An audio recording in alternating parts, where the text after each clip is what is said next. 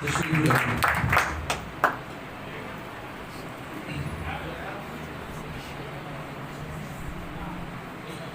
خداوند یسوع کے نہایت ہی عظیم اور جلالی نام میں آپ سب کو سلام۔ ہاللیلویا۔ خداوند کا شکر کرتے ہیں،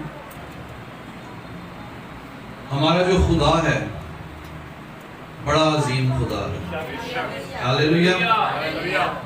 اس کے جیسا، اس کی مانند کوئی نہیں ہے۔ اس کی جو ذات ہے وہ لا تبدیل ہے، اس کے جو وعدے ہیں وہ لا تبدیل ہیں، اس کی جو قدرت ہے لا تبدیل ہے، اور اس کا جو کلام ہے لا تبدیل ہے۔ ہاللیلویا۔ آئیے اس لا تبدیل خدا کے لیے، اس کے جلال کے لیے زوردار تعریف کریں، کیونکہ سارا جلال، ساری عزت صرف اور صرف خدا تعالیٰ کے لیے ہے۔ آمین۔ ہاللیلویا۔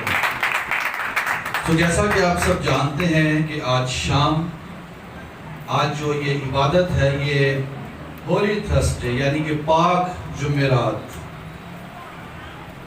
ہولی کمیونین میں بھی ہم شریک ہوتے ہیں، اور اسے آخری فصح کا نام بھی کئی لوگ دیتے ہیں۔ اور آپ سب جانتے ہیں کہ یہ عبادت ہم اس دن کی یاد میں مناتے ہیں جب خداوند یسوع مسیح اس زمینی زندگی میں اپنے شاگردوں کے ساتھ خداوند نے آخری فصح کو کھایا تھا۔ اور لوکا ہمیں بتاتا ہے، لوکا 22:15 میں، کہ خداوند یسوع مسیح کو بڑی آرزو تھی کہ وہ دکھ سہنے سے پہلے یہ جو فصح ہے اپنے شاگردوں کے ساتھ کھائے، اور اسے آخری فصح کا نام دیا گیا۔ اور آخری فصح کا نام اس لیے بھی دیا گیا، پہلی بات تو یہ کیونکہ خداوند یسوع مسیح اپنی زمینی زندگی میں اس فصح کو آخری مرتبہ کھا رہا تھا۔ پھر دوسری بات، اسے آخری فصح اس لیے بھی کہا جاتا ہے کہ اس دن وہ جو فصح کی قربانی یہودی لوگ کیا کرتے تھے، خداوند یسوع مسیح اسے تبدیل کرنے کو تھا، اور وہ جو فصح ہے وہ عشاء ربانی میں تبدیل ہونے کو تھی۔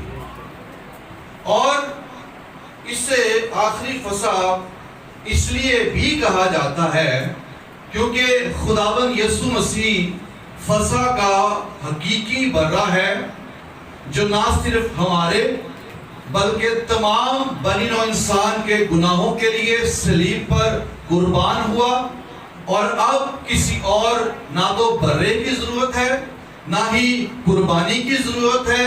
یسوع کی قربانی حتمی قربانی ہے، اور اسی پر ایمان لانے سے پوری دنیا جو ہے نجات پا سکتی ہے۔ ہاللیلویا۔ سو ہم خداوند کی شکر گزاری کرتے ہیں یسوع مسیح کی اس عظیم قربانی کے لیے بھی۔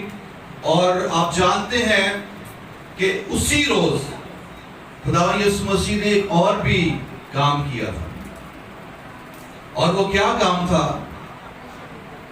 اپنے شاگردوں کے پاؤں دھوئے تھے۔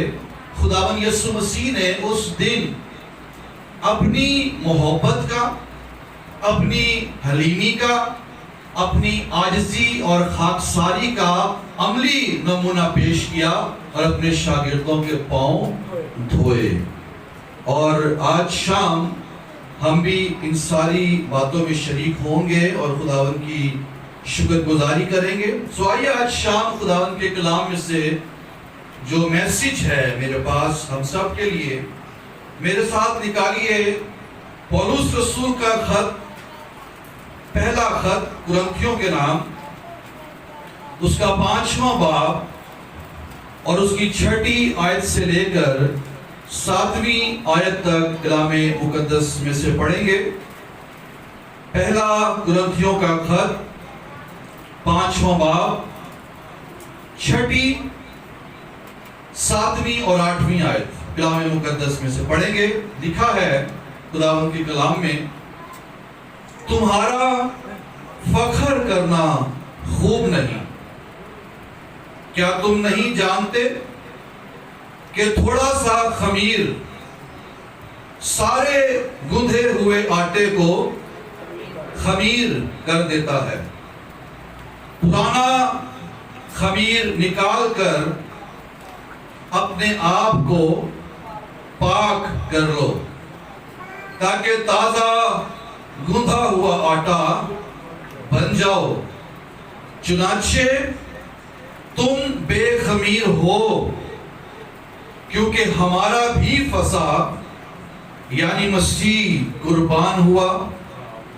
بس آؤ ہم عید کریں, نہ پرانے خمیر سے نہ بدی اور شرارت کے خمیر سے بلکہ صاف دلی اور سچائی کی بے خمیر روٹی سے. پاک کلام کے پڑھے اور سنے جانے پر خداوند کی برکت ہو. آمین. سو عزیزو, پولس رسول کرنتھس کے ایمانداروں کو لکھ رہا ہے کہ تمہارا فخر کرنا خوب نہیں. اور یہ وہ کلیسیا ہے جس کی بابت میں پہلے بھی بیان کر چکا ہوں کہ اس کلیسیا کے اندر ایک ابتری پائی جاتی تھی.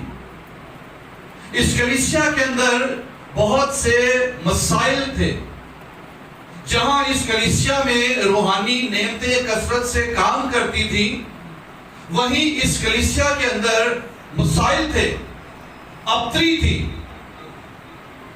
گناہ تھا, بدی تھی, شرارت تھی, مقدمہ بازی تھی, طرفداری تھی, حرام کاری تھی, اور ان سب چیزوں کے ساتھ ان کے اندر فخر تھا.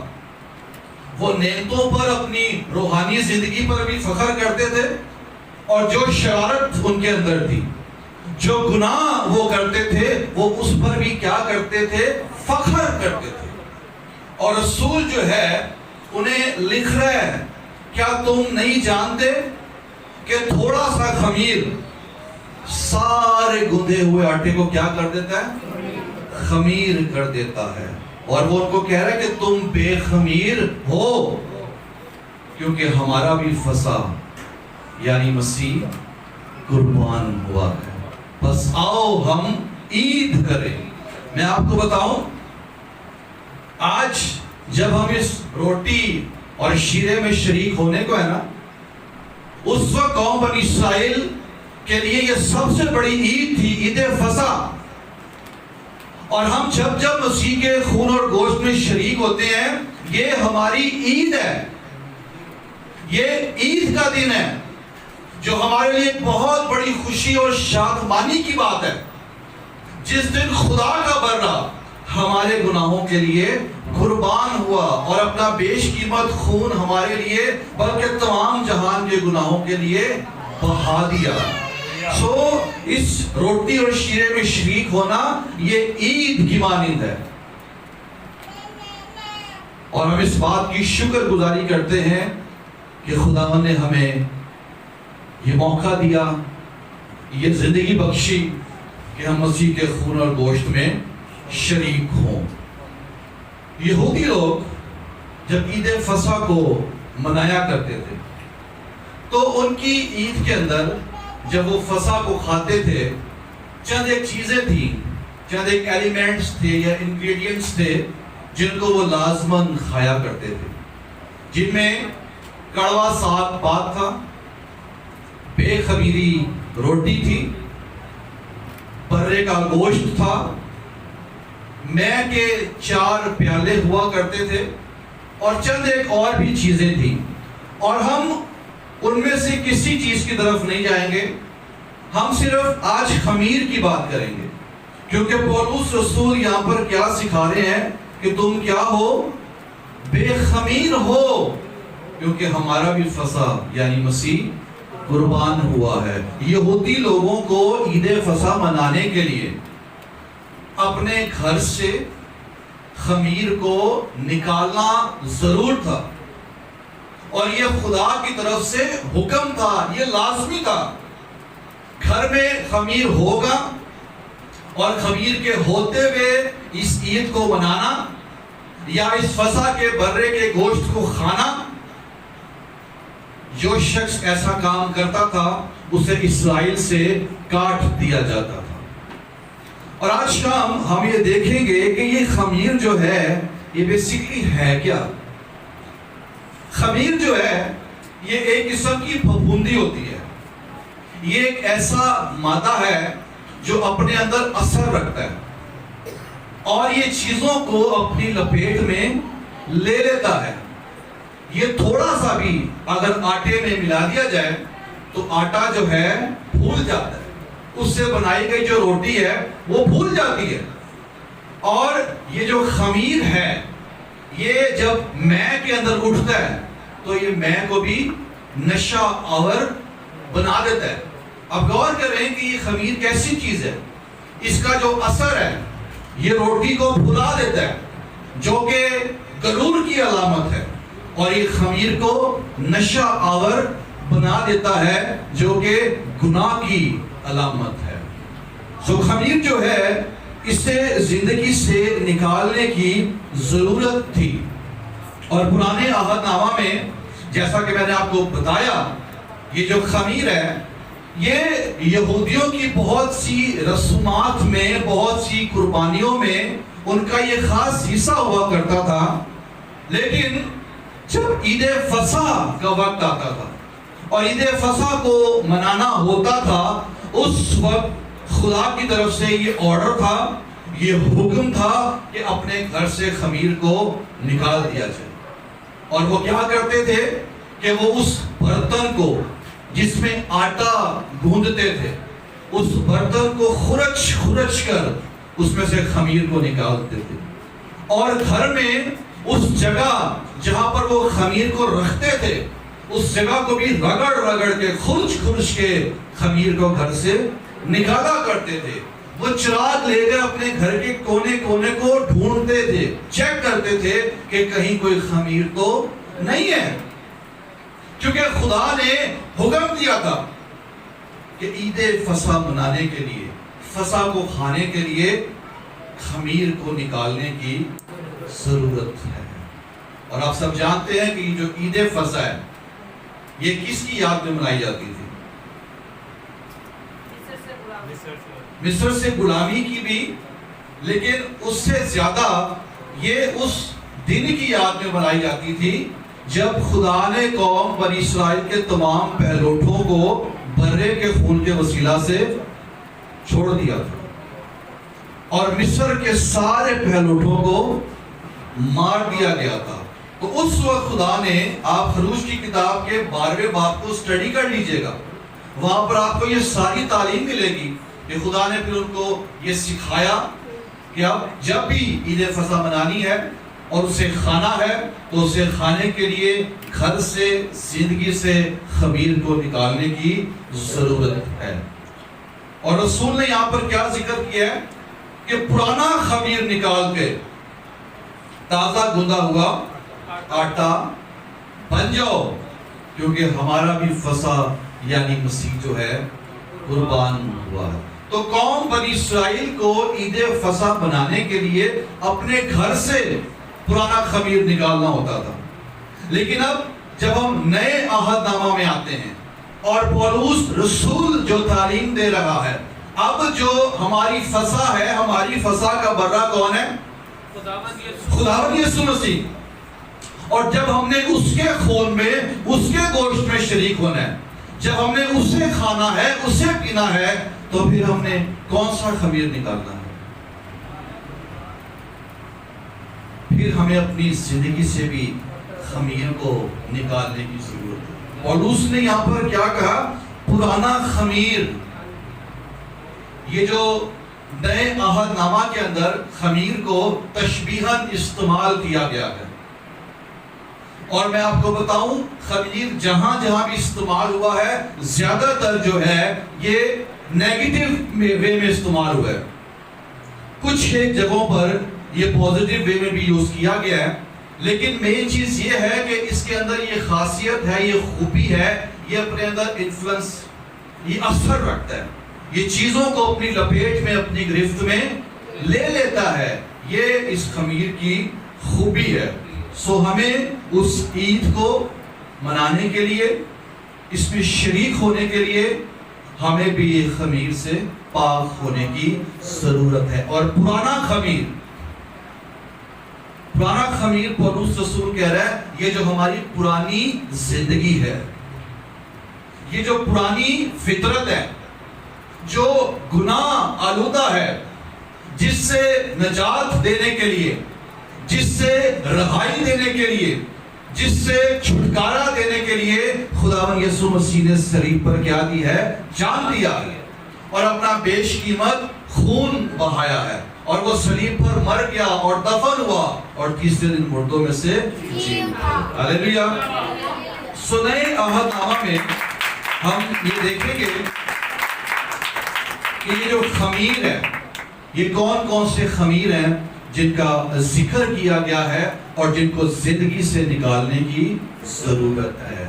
تو پہلا خمیر جس کا پولس نے یہاں پر ذکر کیا وہ ہے پرانا خمیر، یعنی کہ پرانی زندگی، اور وہ کہہ رہا ہے کہ کیا بن جاؤ؟ تازہ گوندھا ہوا آٹا بن جاؤ، جو کہ نئی زندگی کو پریزنٹ کرتا ہے۔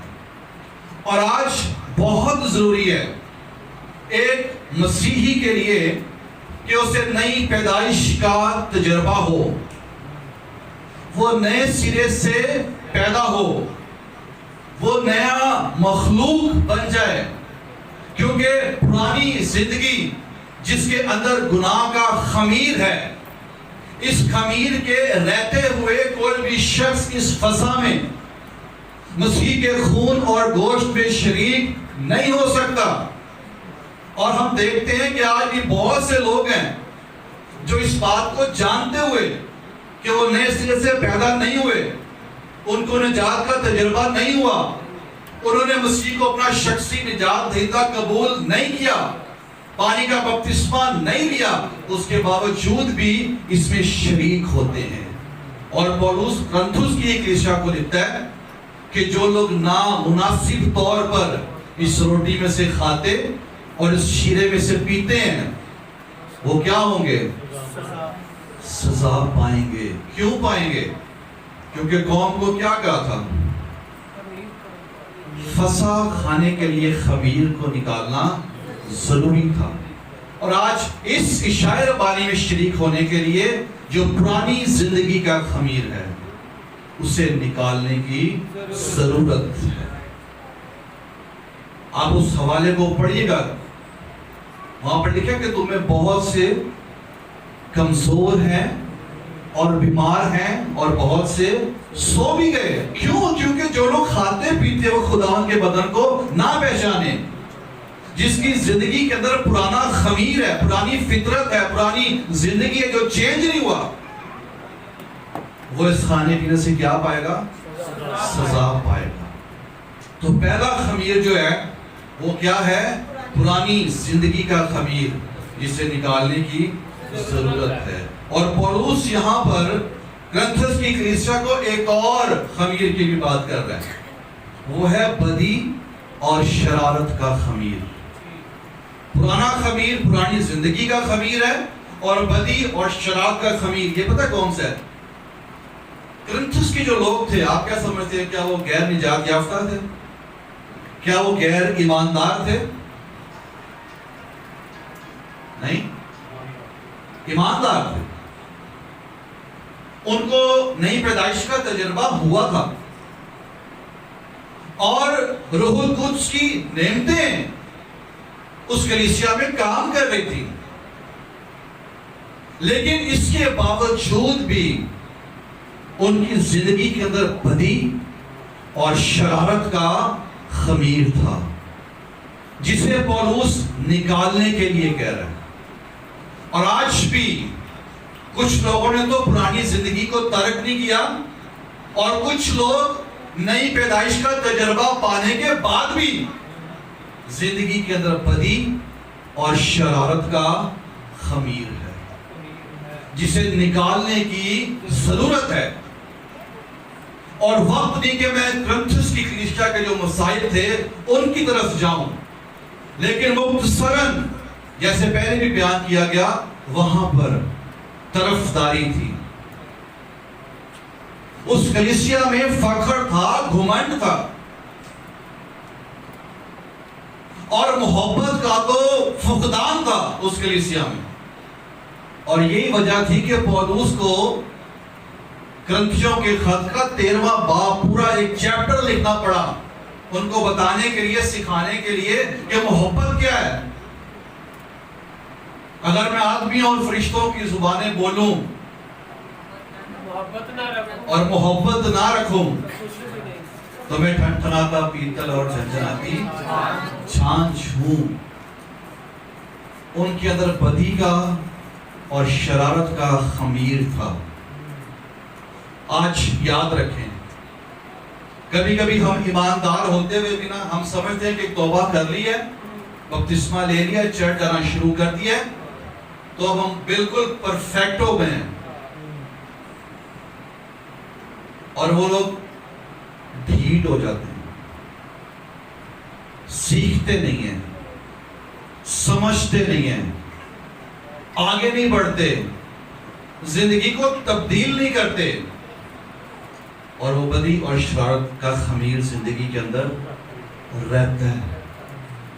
لیکن آج شام ہمیں یہ سیکھنے کی ضرورت ہے کہ ہر طرح کا خمیر جو ہے وہ زندگی سے نکالا جائے. آپ کیا سمجھتے ہیں کہ آج کی جو کلیسیائیں ہیں، اگر کرنتھس میں مسائل تھے ان میں خمیر تھا، تو کیا آج کی کلیسیا میں ایمانداروں میں خمیر نہیں ہے؟ اور اسے نکالنے کی ضرورت ہے.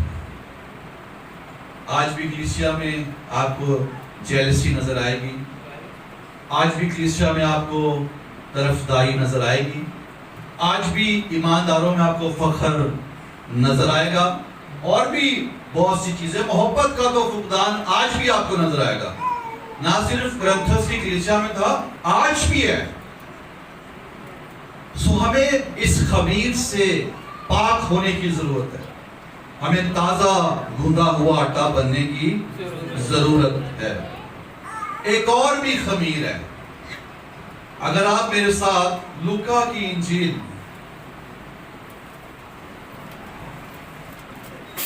اور اس کا 12واں باب اور اس کی پہلی آیت دیکھیں.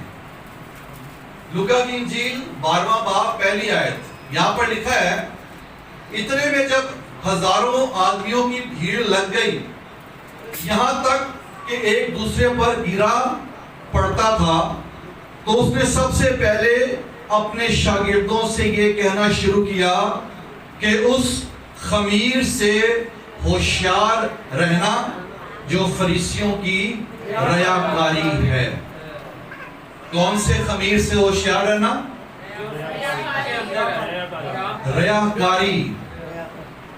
پہلا خمیر پرانی زندگی، اس کے بعد بدی اور شرارت کا خمیر. اب یہ تیسرا جو خمیر ہے یہ کون سا ہے؟ یہ ریاکاری کا خمیر ہے. اور ریاکاری گریک ورڈ ہے ہیپوکریٹس، جس کا مطلب ہے بہروپیہ، جس کا مطلب ہے اداکار، جس کا مطلب ہے ایکٹر، جس کا مطلب ہے فریب، مکر، مکاری، اور تھیٹر میں نقلی چہرہ لگانے والا. وہ جو قدیم یونانی اداکار ہوا کرتے تھے، گریک ایکٹر جو تھے نا، وہ پتہ کیا کرتے تھے؟ وہ سٹیج پر ایک ماسک اپنے چہرے پر لگاتے تھے، اور ماسک کے پیچھے سے آواز ان کی آیا کرتی تھی. چہرہ کسی اور کا تھا، چہرے سے وہ کچھ اور تاثر دیتے تھے، لیکن اندر سے وہ کچھ اور ہوتے تھے. تو یہ جو ریاکاری ہے، ریاکار شخص جو ہے، یہ وہ خمیر ہے جو اندر سے ناپاک ہوتا ہے، اور ظاہر وہ اپنے آپ کو کیا کرتا ہے کہ میں بڑا راست باز ہوں. اور فریسی لوگ یہی کرتے تھے، اندر سے ان کے ناراستی بھری ہوئی تھی، لیکن وہ لوگوں میں یہی شو کرتے تھے کہ ہم بہت پاک صاف ہیں، ہم بہت راست باز ہیں، ہم بہت ایماندار ہیں، اور ان کی ریاکاری کے اوپر خداوند یسوع مسیح نے افسوس کیا۔ اور آپ کو پتہ ہے ان کی ریاکاری کیا تھی؟ اگر آپ ابھی تو نہیں لیکن آپ پڑھ لیجئے گا، میں آپ کو چند ایک حوالے بتاتا ہوں۔ ان کی پہلی جو ریاکاری تھی متی 6:2، خیرات کرتے وقت نرسنگا بجوانا۔ متی 6:5 کے مطابق بازاروں کے موڑوں پر کھڑے ہو کر دعا کرنا۔ پھر متی 6:16 کے مطابق روزہ رکھ کے منہ بگاڑنا۔ پھر متی 7:5 کے مطابق دوسروں کی آنکھ کا تنکا دیکھنا اور اپنی آنکھ کا شہدیر نہ دیکھنا۔ پھر متی 22:18 کے مطابق مسیح کو آزمانا، یہ ان کی ریاکاری تھی۔ پھر متی 23:13 کے مطابق وہاں پر لکھا ہے، یسوع نے کہا کہ تم خود تو آسمان کی بادشاہی میں داخل نہیں ہوتے، دوسروں کے لیے بھی دروازے کو کیا کرتے ہو؟ بند کر دیتے ہو۔ پھر متی 23:14 کے مطابق بیواؤں کے گھر کو دبانا اور نماز کو طول دینا۔ پھر متی 23:5 کے مطابق لوگوں کو مرید بنا کر جہنمی بنا دینا۔ پھر متی 23:23 کے مطابق سونف اور زیرے پر تو دایا کی دینا، لیکن انصاف اور رحم نہ کرنا۔ اور پھر متی 23:23 کے ہی مطابق یسوع نے کہا کہ سفیدی پھری ہوئی قبریں جو اوپر سے تو بڑی خوبصورت ہیں لیکن اندر سے کیا ہے؟ ہڈیاں۔ اور پھر متی 22:28 کے مطابق ظاہر میں راست باز اور اندر سے بے دین۔ اور مرکس 7:6 کے مطابق ہونٹوں سے خدا کی تعظیم کرنا اور دل کا خدا سے دور ہونا۔ یہ فریسیوں کی ریاکاری تھی جس سے خبردار رہنے کے لیے خداوند یسوع مسیح نے اپنے شاگردوں سے کہا۔ اور آج بھی آپ دیکھتے ہیں کہ لوگوں میں اس قسم کی ریاکاری پائی جاتی ہے، اور یہ خمیر ہے جس نے لوگوں کو اپنے اثر کے لپیٹ میں لیا ہوا ہے۔ لیکن آج ہمیں اس خمیر سے، ریاکاری کے خمیر سے بھی آزاد ہونے کی ضرورت ہے۔ لوگ اندر سے کچھ ہیں اور باہر سے کچھ اور، باطن کچھ ہے اور ظاہر کچھ ہے، اور یہ ریاکاری کا خمیر ہے۔ سو اسے نکالنے کی ضرورت ہے۔ ایک اور بھی خمیر ہے جس کا ذکر یسوع نے کیا، متی کی انجیل اس کا 16واں باب اور اس کی 11ویں آیت۔ کیا وجہ ہے کہ تم یہ نہیں سمجھتے کہ میں نے تم سے روٹی کی بابت نہیں کہا؟ فریسیوں اور صدوقیوں کے خمیر سے خبردار رہو۔ 12ویں آیت۔ تب ان کی سمجھ میں آیا کہ اس نے روٹی کے خمیر سے نہیں بلکہ فریسیوں اور صدوقیوں کی تعلیم سے خبردار رہنے کو کہا ہے۔ پہلا خمیر کون سا تھا؟ نہیں یاد؟ پرانی زندگی کا خمیر۔ دوسرا خمیر کون سا تھا؟ بدی اور شرارت کا خمیر۔ تیسرا خمیر کون سا؟ ریاکاری کا خمیر۔ اور یہ چوتھا جو خمیر ہے یہ تعلیم کا خمیر ہے۔ خداوند نے کہا کہ فریسیوں اور صدوقیوں کی تعلیم سے، اس خمیر سے بھی ہوشیار رہو۔ یہ جو صدوقی تھے اور یہ جو فریسی تھے، یہ خداوند یسوع مسیح کے زمانے میں یہ دو بہت بڑے گروہ تھے، اور ان دونوں کی الگ الگ تعلیمات تھی۔ اور یہ جو فریسی تھے یہ اپنے آپ کو بہت زیادہ پاک صاف سمجھتے تھے، لوگوں کو اپنے آپ سے الگ رکھتے تھے، اور اپنے آپ کو بہت زیادہ پاک صاف سمجھتے تھے کہ لوگ، اور ان کی جو تعلیم تھی وہ یہ تھی کہ انہوں نے خدا کے کلام کے ساتھ ساتھ بزرگوں کی روایات کو بھی رکھا ہوا تھا. یہ کلام سے بھی زیادہ بزرگوں کی روایات کو اہمیت دیتے تھے.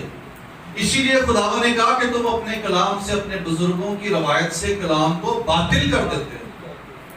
اور اگر آپ ان دونوں کی تعلیم پر غور کریں تو یہ جو فریسی تھے انہوں نے بزرگوں کی روایت کو ساتھ رکھنے کے سبب سے خدا کے کلام میں کچھ بڑھایا ہوا تھا، اضافہ کیا ہوا تھا. اور پھر یہ مذہبی لوگ تھے اور یہ خود کو لوگوں سے الگ رکھتے تھے. یہ عام لوگوں سے ملتے جلتے نہیں تھے، یہاں تک کہ یہ عام لوگوں کے ساتھ کھاتے پیتے بھی نہیں تھے.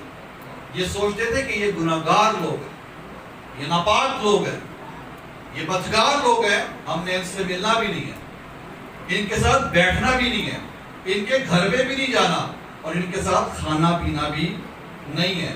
اور یہ لوگ فرشتوں پر یقین رکھتے تھے، ارواح پر یقین رکھتے تھے، یہ روح کی لافانیت پر یقین رکھتے تھے، یہ بدن کے جی اٹھنے پر یقین رکھتے تھے، اور یہ پوری جو پرانا عہد نامہ ہے اس پر یقین رکھتے تھے. یہ دعا پر، روزے پر، دایکی پر بلیف کرنے والے لوگ تھے. لیکن جو صدوقی لوگ تھے یہ تھوڑے اعلیٰ طبقے کے لوگ تھے، تھوڑے ہائی لیول کے لوگ تھے. یہ جو تھے یہ پرانے عہد نامہ کی جو پہلی 5 کتابیں ہیں، جو توریت ہے، یہ اس کو زیادہ اہمیت دیتے تھے. باقی صحائف کو جو ہے نا یہ اتنی اہمیت نہیں دیتے تھے. اور جیسے انہوں نے، فریسیوں نے کچھ بڑھایا ہوا تھا، انہوں نے کلام مقدس میں سے کچھ چیزوں کو گھٹایا ہوا تھا، انہوں نے کم کیا ہوا تھا. اور یہ وہ لوگ تھے جو یہودی صدر عدالت سنہیڈرن پر قبضہ کیے ہوئے تھے، ہیکل پر بھی ان کا کنٹرول تھا. اور یہ لوگ جو تھے بزرگوں کی روایات پر ایمان نہیں رکھتے تھے، یہ فرشتوں پر بھی ایمان نہیں رکھتے تھے، یہ ارواح پر، روح کی لافانیت پر، یہ بدن کے جی اٹھنے پر ایمان نہیں رکھتے تھے. اور یہ لوگ ایسے لوگ تھے جو ہیکل میں بزنس ہو رہا تھا اس کو بھی یہ لوگ کنٹرول کر رہے تھے. تو اب ان دونوں فرقوں پر اگر غور کیا جائے تو ایک کی تعلیم کے مطابق انہوں نے کلام میں کچھ بڑھایا ہوا تھا اور انہوں نے کلام میں کچھ گھٹایا ہوا تھا. جن باتوں پر ایمان رکھنا چاہیے یہ ان پر بھی ایمان نہیں رکھتے تھے. تو جب خداوند نے کہا کہ ان کی تعلیم کے خمیر سے ہوشیار رہنا، تو آج ہمیں بھی ایک بہت بڑا چیلنج ہے. آپ کو پتہ ہے آج کل جتنی بھی منادی ہو رہی ہے، انجیل سنائی جا رہی ہے، کلام سنایا جا رہا ہے، ایمانداروں کے لیے ایک بہت بڑا چیلنج ہے.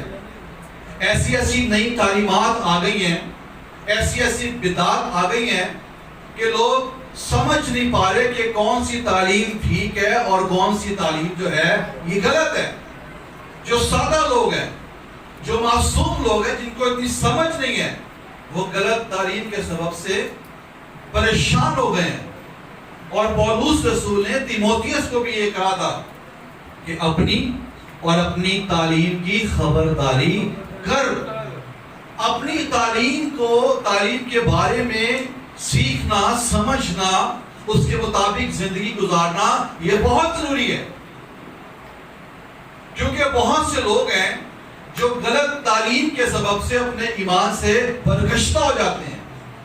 ان کے ایمان کا جو جہاز ہے وہ غرق ہو جاتا ہے غلط تعلیم کی وجہ سے.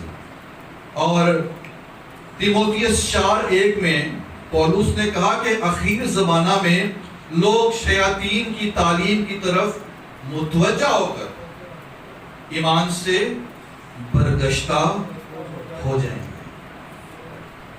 آج اپنی تعلیم کو بھی سمجھنے کی ضرورت ہے. آپ کو پتہ ہے یہ جو کلام کی منادی کی جاتی ہے، جو تعلیم دی جاتی ہے یہ ہمارا عقیدہ بن جاتا ہے، اور لوگ اس پر ایمان کے ساتھ کھڑے ہو جاتے ہیں کہ یہ ہمارا عقیدہ ہے، یہ ہماری تعلیم ہے، اور یہ ہم نے سیکھا ہے اور اس کے مطابق ہم نے زندگی بسر کرنی ہے۔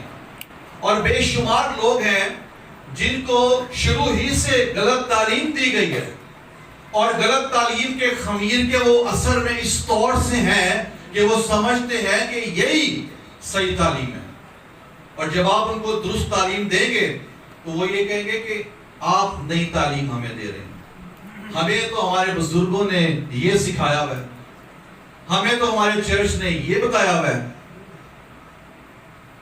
درست تعلیم یہ بھی ایک خمیر ہے۔ آپ کو پتہ بے شمار لوگ ہیں جن کو تثلیث کی سمجھ نہیں ہے، وہ آج بھی یسوع کو کیا کہتے ہیں؟ باپ، جیسس پاپا، بچوں کو بھی سکھاتے ہیں۔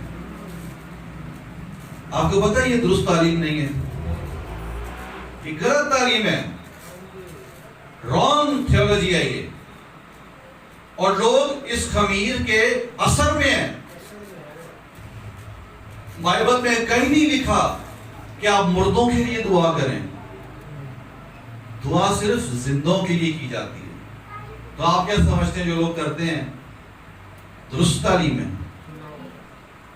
بہت سے لوگ ایسے ہیں، میں ایک بھائی کو جانتا ہوں، یہ کراچی کی بات ہے، اس شخص پر خدا کا کوئی خاص فضل تھا کہ جب بھی وہ بیمار ہوتا تھا تو وہ اپنے لیے دعا کرتا تھا، وہ ٹھیک ہو جاتا تھا، وہ میڈیسن نہیں کھاتا تھا، اور اس نے چرچ میں آ کے یہ گواہی دی، اور اس نے کلیسیا کو یہ تعلیم دی، ان سے کہا کہ آپ دوائیاں نہ کھایا کریں، دوائیاں جو ہیں یہ غیر قوموں کے لیے بنی ہیں، یہ ہمارے لیے نہیں بنی۔ اس شخص نے اپنی گواہی کے ذریعے سے کلیسیا تک غلط تعلیم پہنچائی۔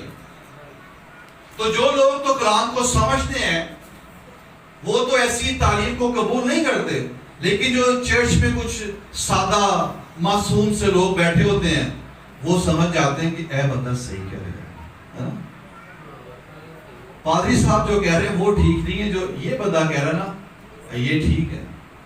اور موسٹلی باہر سے آئے ہوئے پریچر اکثر بدعت چھوڑ جاتے ہیں، غلط تعلیم چھوڑ جاتے ہیں، اور لوگ فوراً اسے اڈاپٹ کرتے ہیں کیونکہ لوگ اس تعلیم سے اٹریکٹ ہوتے ہیں۔ جو تعلیم کلام کی خالص انہیں آلریڈی مل رہی ہوتی ہے وہ ان کو سمجھ نہیں آتی، لیکن جو کوئی نئی تعلیم آ جاتی ہے جس میں کوئی اٹریکشن ہوتی ہے، کوئی الگ سی بات ہوتی ہے جو جس کی تھیولوجی بھی درست نہیں ہوتی، اسے فوراً کیچ کرتے ہیں کہ ہاں یہ صحیح بات ہے۔ لیکن یاد رکھیں اپنی تعلیم کو سمجھیں، یہ ایک خمیر ہے جس سے ہوشیار رہنے کی ضرورت ہے۔ تو بہت سے لوگ ہیں، آج یہ منادی ہو رہی ہے جسے پراسپیرٹی گوسپل کا نام دیا جاتا ہے کہ یسوع کو قبول کر لو تو معجزے ہی معجزے، حالات بدل جائیں گے، ہے نا، خوشحالی ہی خوشحالی، ویزے ہی ویزے، گاڑیاں ہی گاڑیاں، بلڈنگیں ہی بلڈنگیں۔ یہ غلط تعلیم ہے۔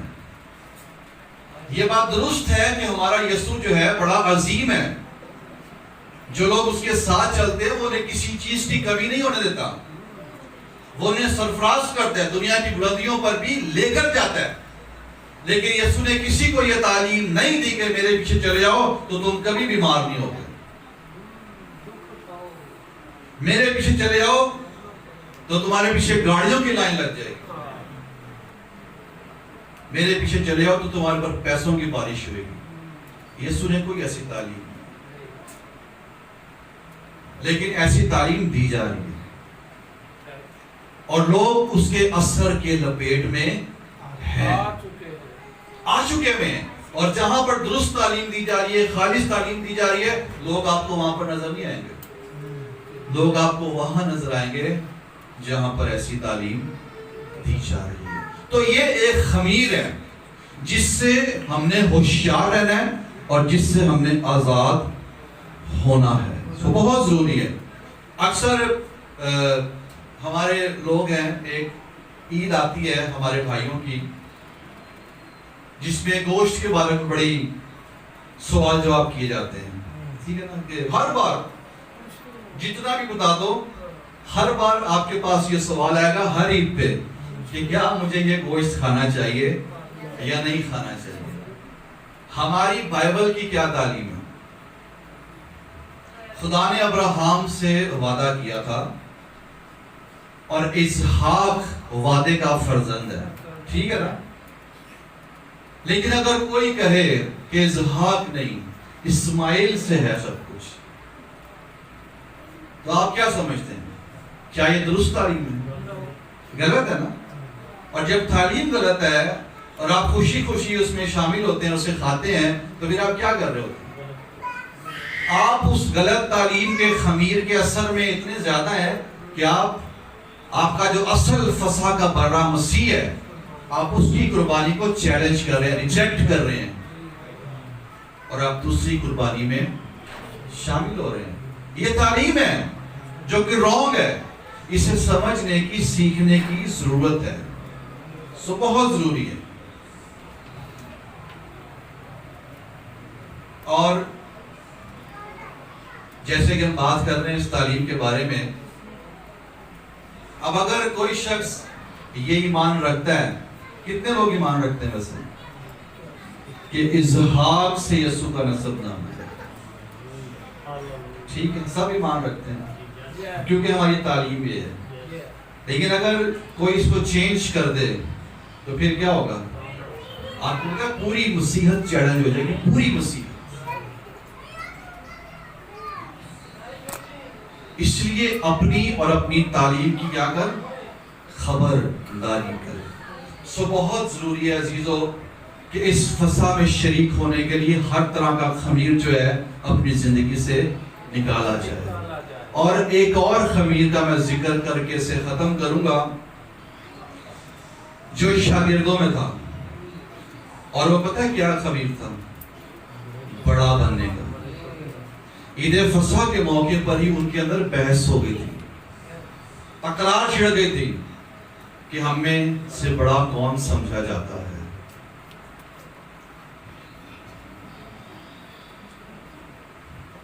اور اس بڑا بننے کے چکر میں ایک بہت ہی خاص کام جو ان کو کرنا چاہیے تھا وہ انہوں نے نہیں کیا۔ اور وہ کیا کام تھا؟ جی کیا کام تھا وہ؟ اپنے استاد کے پاؤں دھونا۔ یہودی معاشرے کے اندر ربیوں کے جو شاگرد ہوتے تھے وہ اپنے استاد کے پاؤں کو دھونا اعزاز سمجھتے تھے،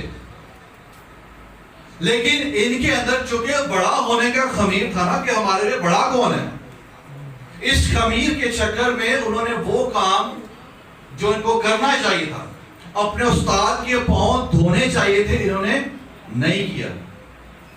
اور پھر یہ کام اس نے کیا جو ہر طرح کے خمیر سے پاک ہے، یسوع مسیح جو خدا کا پاک اور بے عیب بندہ ہے۔ اس نے پھر وہاں پر آ کے اپنے شاگردوں کے پاؤں دھوئے اور ان کو یہ نمونہ دیا، جب میں نے خداوند ہوتے ہوئے، جب میں نے استاد ہوتے ہوئے تمہارے پاؤں دھوئے تو ضرور ہے کہ تم بھی ایک دوسرے کے پاؤں دھویا کرو۔ لیکن ان کے اندر یہ خمیر تھا جس کی وجہ سے وہ یہ کام نہیں کر پائے۔ اور آج جب ہم اس پاؤں دھونے کی رسم میں شریک ہوں تو میں آپ کو خدا کے کلام کی بابت بتانا چاہتا ہوں کہ اپنے آپ کو ہر طرح کے خمیر سے پاک کر دیں۔ کبھی کبھی بظاہر تو ہم ایک دوسرے کے پاؤں دھوتے ہیں لیکن دل اندر سے صاف نہیں ہوتا، اور اگر دل صاف نہیں ہے اور پاؤں دھوئے جا رہے ہیں تو پھر پتہ یہ کون سا خمیر ہے؟ یہ ریاکاری کا خمیر ہے جس سے خدا یسوع مسیح نے آزاد ہونے کے لیے کہا ہے۔ تو بہت ضروری ہے آج جب ہم اس خون اور گوشت میں شریک ہوں تو ہمیں سارا خمیر جو ہے نکالنا ہے، پرانی زندگی کا، بدی اور شرارت کا، ریاکاری کا، تعلیم کا، خودی کا، بڑے ہونے کا جو خمیر ہے اپنی زندگی سے نکالنا ہوگا۔ پولس نے کہا کہ تم بے خمیر ہو اور تازہ گندا ہوا آٹا بن جاؤ، کیونکہ ہمارا بھی فصح یعنی مسیح قربان ہوا ہے، بس آؤ ہم عید کریں۔ ہاللیلویا۔ سو یہ عید کا دن ہے، یہ جشن منانے کا دن ہے، اور اس جشن کو منانے کے لیے اپنے آپ کو ہر طرح کے خمیر سے پاک کرنے کی ضرورت ہے۔ سو عزیزو، آج شام میسیج ہے ہم سب کے لیے کہ بے خمیر ہو جائیں اور تازہ گندا ہوا آٹا بن جائیں، اور پھر اس فضا میں اس عشاء ربانی میں شریک ہوں، تو پھر یقیناً ہم اور زیادہ خداوند میں پاک اور مضبوط ہوں گے۔ آئیے اپنے قدموں پر کھڑے ہو جائیں اور جب